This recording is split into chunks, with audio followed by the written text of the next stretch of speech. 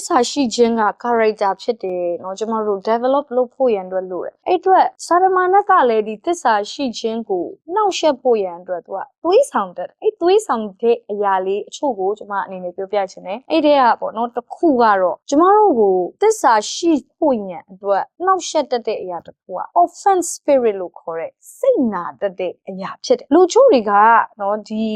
ဘာလို့ဒီအသင်းတော်ပေါ်မှာဝိညာဉ်ခေါင်းဆောင်ပေါ်မှာဖျားသခင်အပေါ်မှာဖျားရဲ့ပေါ်ခြင်းပေါ်မှာအားကြောင့်မလို့သစ္စာမရှိတော့ရတယ်စတော့ကတော့အသင်းတော်မှာအရန်တက်ကြွတာတော့တကယ်စတော့ကတော့ဖျားနဲ့ပတ်သက်ပြီးအရန်တောက်လောင်တာအရန်ယူသွတ်တာဒါပေမဲ့လမ်းတစ်ဝက်မှာ best life ဖြစ်သွားတယ်ဖျားเจ้าနောင်ပေါ်မလာတော့ဘူးတစ်ချိန်လုံးကဝိညာဉ်ခေါင်းဆောင်တွေကိုဂတိပေးခဲ့တာဆရာတို့ဆရာမတို့နဲ့ပဲလုံးမှာနော်ဒါပေမဲ့မတွေးရတော့တဲ့လူတွေရှိဘာဖြစ်လမ်းတစ်ဝက်မှာအချို့တွေပြောင်းလဲသွားကြတာလေအဲ့ဒီမှာကျွန်မမြင်မိရဲ့အရာကိုကျွန်မရဲ့အတွေ့အကြုံအားဖြင့်ရောเนาะကျွန်မအတွေ့အကြုံလူတွေအများကြီးနဲ့ကျွန်မလည်းအမှုတော်ဆောင်တာ16နှစ်ရှိရဲ့အချိန်မှာ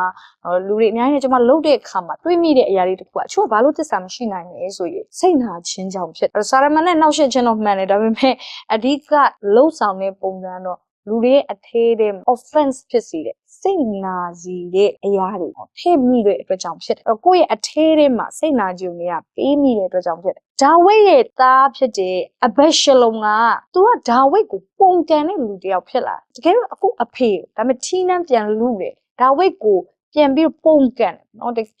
ကယ်သစ္စာမရှိတဲ့လူတစ်ယောက်ဖြစ်လာ။ဘာကြောင့်လဲဆိုတော့ပြန်ကြည့်တဲ့အခါမှာ तू ကအဖေကိုစိတ်နာတဲ့သားတစ်ယောက်ဖြစ်တယ်။ तू ကသူ့နှမအရင်ဖြစ်တဲ့နော်တာမာကိုသူ့ရဲ့ဒီနော်မြေကိုအာမနုံကမတရားပြုတ်ကျင့်တဲ့အခါမှာသူအရင်စိတ်ဆိုးအဖေကိုတော့ပြောတယ်အဖေဒီလိုဖြစ်တယ်ဆိုတဲ့အခါမှာဒါဝိဒ်ကသိတယ်ဒါပေမဲ့ဒါဝိဒ်ကဘာမှမစီရင်ပေးဘူးအဲ့ဒီကိစ္စနဲ့ပတ်သက်ပြီးဘာကြောင့်မို့လို့လဲဒါဝိဒ်တို့လည်းအခက်ရှိကောင်းရှိနိုင်တယ်ဘာလို့လဲဆိုတော့ဒီနေ့ဒါလည်းသားနော်ဒီကလည်းသမီးဖြစ်တယ်အဲ့တော့ဘာကြောင့်လဲဆိုတော့ကျမ်းစာမှာမရေးတာဒါပေမဲ့ဒါဝိဒ်ကအဲ့ဒီအမှုမှာမစီရင်ပေးဘူးဒါကြောင့်မို့လို့အဘရရှလုံကအယမ်းစိတ်ဆိုးတယ်သူချက်ချင်းတော့မပေါက်ကွဲဘူးချက်ချင်းတော့သူမတုံ့ပြန်ဒါပေမဲ့သူ့ရဲ့အထဲထဲမှာအညှိုးထားသူကတေးထားဒီစိတ်နာခြင်းကမွေးတာကြာလာတဲ့အခါမှာဘာဖြစ်လာဘာပေါက်ဖွာလာလဲဆိုတော့ပြန်လေပုံကံမှုသစ္စာမရှိတဲ့အရာကြီးဖြစ်ပွားလာတာဖြစ်တယ်လူချို့တွေကတော့ဘာကြောင့်မလို့ဝိညာဉ်ခေါင်းဆောင်လေးပုံမှာသစ္စာမရှိတော့လဲဝိညာဉ်ခေါင်းဆောင်အထင်လွဲတဲ့အရာရှိစိတ်နာတဲ့အရာရှိအချို့ကမတရားဘူးလို့မြင်တယ်ငါခေါင်းဆောင်ကသူ့ကိုကြတော့နော်ဒီလိုအခွင့်အရေးပေးတယ်ငါ့ကိုကြတော့အခွင့်အရေးမပေးငါသူ့ကိုကြတရားဟောခွင့်ပေးငါ့ကိုကြတရားဟောခွင့်မပေးသူ့ကိုကြတော့ကောင်းတဲ့နေရာကို mission စေလွတ်တယ်ငါ့ကိုကြတော့နော်ရွာကို mission စေလွတ်တယ်သူ့ကိုကြတော့ fund raise လုပ်ပေးတယ်ငါ့ကိုကြတော့ fund raise မလုပ်ပေးဘူးနော်အဲ့ဒီနော်ခေါင်းဆောင်လေးအပေါ်မှာအမြင်လွဲမှားမှုတွေအဲ့ဒီဘာဖြစ်လာလဲဆိုတော့စိတ်နာခြင်းတွေဖြစ်လာပြီးတဖြည်းဖြည်းနဲ့နော် disloyalty နော်သစ္စာမရှိတဲ့လူတစ်ယောက်ပြန်လဲပုံကန်တဲ့သူတစ်ယောက်မျက်မှောက်ကနေပြီးတော့ထွက်သွားတဲ့ဗရိညင်တွေကနေထွက်သွားတဲ့လူတစ်ယောက်ဖြစ်သွားနိုင်စီအဲ့တော့ကျမတို့သိဖို့လိုတယ်သစ္စာရှိဖို့ဆိုတာကအရာအားလုံး smooth ဖြစ်ပြီးအခြေအနေတွေအားလုံးကကောင်းနေမှသစ္စာရှိရမှာဟုတ်ဒီစိတ်နာစရာကောင်းတဲ့အခြေအနေတွေကိုသင်ကြုံခဲ့ရတယ်ဆိုရင်ကျမတို့အဲ့ဒါကိုကျော်လွန်နိုင်ဖို့လိုတယ် overcome လုပ်ရမယ်ကျမတို့ကဒီအရာဘာလဲ overcome လုပ်မယ်ခွင့်လွှတ်ခြင်းနဲ့ overcome လုပ်ရကျမတို့တခါတည်းမှာကျမတို့ဒီ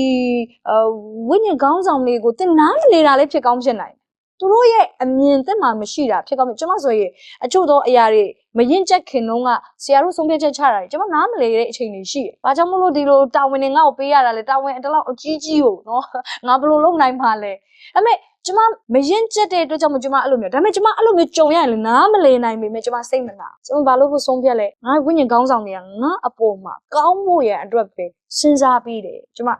trust ရှိဖို့လို့ယုံကြည်ဖို့လို့ဘုရားသခင်နဲ့လည်းဒီတိုင်းပဲဘုရားတခါလေကျမတို့ကိုလုံးဝ trial ကာလတွေနော်စုံစမ်းစစ်ဆေးတဲ့ကာလတွေကြော်ဖြတ်ခိုင်းတော့မှယောဘလိုမျိုး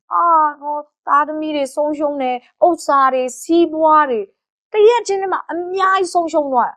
လူကလည်းတကူလုံးအနာကောင်းကနေခြေထောက်ထိပေါက် trial ကာလတော့တဲ့အခါဘုရားကိုချို့ရင်နားမလည်နိုင်တော့အဲ့ဒီခါမှာဘုရားကိုစွန့်ပစ်ပြီးတော်ပြီးငါ နော်ဖះတခင်ကဖះတခင်မရှိတော့ဖះတခင်ကမကိုးကွယ်တော့လူတွေရှိမဟုတ်ဘူးကျမတို့အဲ့အချိန်မှာဆက်ပြီးတော့ trust ဖြစ်ဖះတခင်ကငါ